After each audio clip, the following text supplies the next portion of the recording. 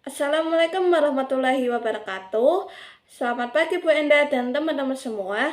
Perkenalkan, nama saya Radutun Najmi dengan NIM 2131311120. Prodi Piau dari kelas 6D. Di sini saya akan mempresentasikan materi terkait dengan karakteristik dan kebutuhan pembelajaran anak dengan ADHD. Apa itu ADHD? Nah, ADHD ini kepanjangannya Attention Deficit Hyperactive Disorders atau disebut dengan ADHD adalah gangguan perilaku yang ditandai dengan adanya gangguan pemusatan perhatian. Nah, pembicaraan yang lepas kontrol dan perilaku yang hiperaktif.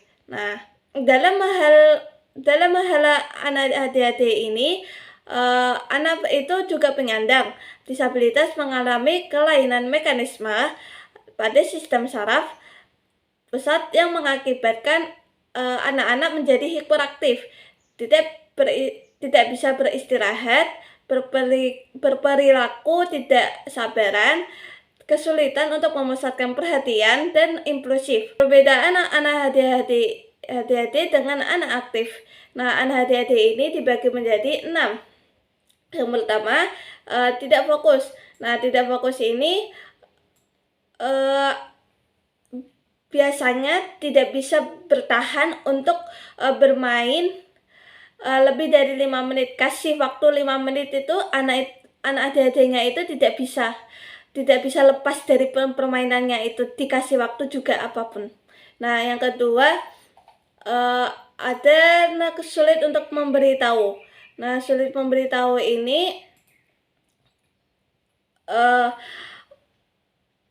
dia itu aktivitasnya tuh sesuka hatinya, terus biasanya anak itu akan memberontak dan melawan permainannya yang anak itu lagi sedang bermain. Nah, yang ketiga, merusak itu merusak atau cenderung merusak. Nah, dalam permainan ini itu lebih suka membongkar mainan dan memainkan dengan cara sendirinya. Nah, yang keempat itu tidak mudah lelah. Nah, tidak mudah lelah ini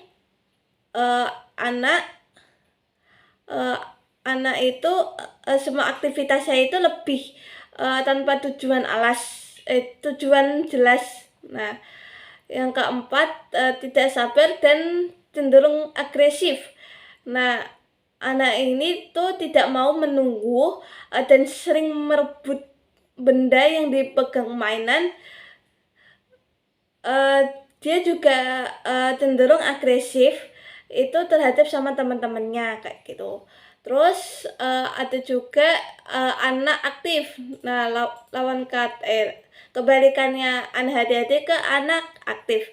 Nah, anak aktif ini yang pertama, anak ADHD ini lebih memfokuskan perhatiannya. Nah, memfokuskan perhatiannya itu ketika bermain puzzle atau mewarnai atau menyusun balok itu anak itu lebih aktif, cenderung menyelesaikan permainan dan perhatiannya juga. Perhatiannya itu penuh banget, penuh. Nah, yang kedua, masih bisa diberitahu. Nah, anak itu bisa diberitahu dan mau mematuhi dengan baik, asalkan orang tua itu memberikan informasi atau memberikan alasan dan dengan cara tidak memojokkan atau berkesan memahaminya, memarahinya. Nah, yang ketiga, anak aktif ini bisa lebih kreatif. Nah, contohnya itu bisa membuat bayangan, tangan menyerupai burung atau bebek, terus atau kupu-kupu, terus atau burung dan lain-lainnya.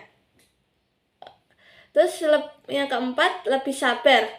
Nah, anak aktif ini lebih memiliki kesabaran saat diminta untuk menyelesaikan puzzle-nya atau menunggu. Nah, yang kelima ini sadar bila lelah. Anak itu anak aktif itu bisa beristirahat dan menghentikan aktivitas bisa lelah.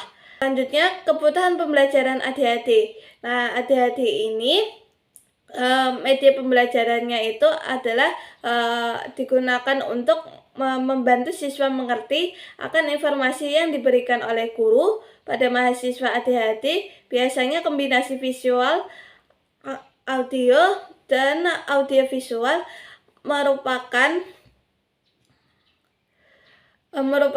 hal yang menarik bagi mereka karena dapat membuat mereka penasaran akan hal yang baru. Karakteristik HDHD.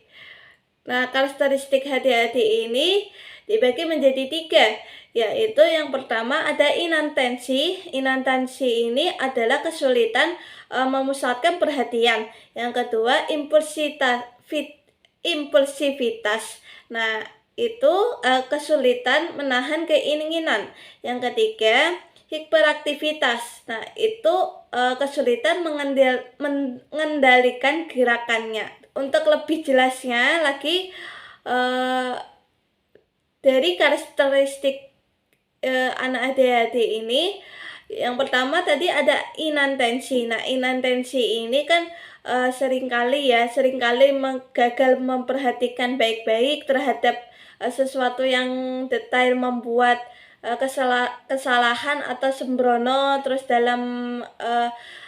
dalam pekerjaan sekolah atau kegiatan-kegiatan lainnya. Yang kedua, ada juga seringkali mengalami memusatkan perhatian terhadap tugas-tugas atau kegiatan-kegiatan bermain. Terus ada juga seringkali tidak bisa mendengar jika diajak ngobrol sama temennya kayak gitu, diajak ngobrol terus kayak secara langsung kayak gitu nggak bisa. Nah, terus ada juga seringkali tidak bisa mengikuti instruksi atau gagal dalam menyelesaikan pekerjaan sekolah gitu. Yang kedua ada impulsitas. Nah, impulsitas ini mereka itu sering memberi jawaban dari sebelum pernyataan itu selesai. Nah, yang kedua ada juga mengalami kesulitan menanti giliran. Yang ketiga ada juga sering menginterupsi atau mengganggu orang lain. Nah, yang ketiga itu ada hiperaktif. Nah, hiperaktif ini dijelaskan seringkali anak itu gelisah terus dengan tangan, kaki dan sering melihat di kursi. Terus ada juga sering meninggalkan tempat duduk di dalam kelas ataupun dalam situasi lainnya. Nah, yang ketiga itu ada sering berlari-lari atau naik-naik secara berlebihan dalam situasi di mana hal ini itu tidak tepat. Nah, ada juga seringkali mengalami kesulitan bermain atau terlibat dalam kegiatan senggang dan tenang kayak gitu. Selanjutnya ada penyebab anak ADHD. Nah, penyebab anak ADHD ini dibagi menjadi 5. Yang pertama ada faktor genetik. Nah, faktor genetik ini tampaknya itu memegang peranan terbesar terjadinya kegangguan perilaku ADHD. Yang kedua ada juga faktor risiko ini semakin meningkat bila salah satu saudara atau orang tua itu mengalami ADHD atau gagasan psikologis lainnya. Nah, gangguan psikologis ini atau perilaku tersebut itu meliputi gangguan bipolar. Ada bipolar, ada konduksi, ada depresi, ada juga disosiatif atau kecemasan, ada juga kecemasan juga. Nah, yang ketiga ada faktor lingkungan. Nah, faktor lingkungan itu bahwa kemungkinan itu adanya korelasi antara penggunaan rokok pada risiko ADHD pada keturunan. Nah, yang keempat itu ada kerusakan otak. Nah, kerusakan otak ini itu disebabkan oleh masalah pada otak ya. Anak-anak itu akan mengalami kecelakaan saat lahir, dapat menyebabkan cedera otak, terus dapat memicu beberapa benda-benda, beberapa tanda-tanda perilaku yang sama dengan ADHD. Nah, yang kelima ada zat aditif makanan atau gula. Gangguan ini disebabkan oleh gula atau gejala ADHD itu diperburuk oleh gula dan zat aditif. Nah, pada makanan, dalam bahwa para ibu itu merasa bahwa anak-anak itu mereka mengkonsumsi gula lebih hiperaktif daripada anak-anak yang mengkonsumsi makanan pengganti gula. Selanjutnya, nah, sekian dari saya. Apabila ada kesalahan, saya mohon minta maaf. Wassalamualaikum warahmatullahi wabarakatuh.